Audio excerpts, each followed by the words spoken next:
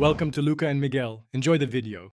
You start by gathering the G920 wheel, pedal set, mounting hardware, and the power adapter.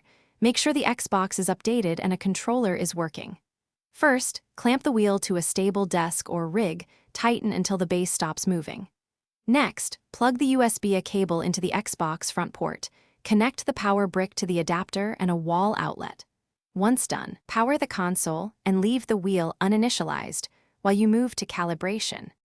You power on the wheel and watch the console automatically detect and install drivers. This may take 30-60 seconds.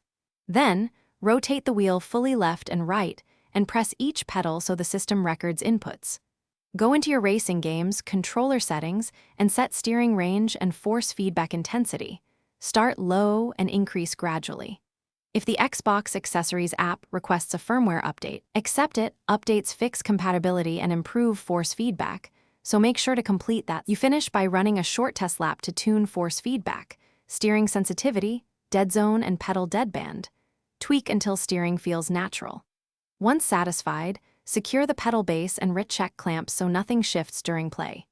If the wheel acts strangely, no input or erratic FFB, make sure USB and power cables are fully seated and try a power cycle of both the console and wheel. This simple reset resolves most connection and firmware handshake problems.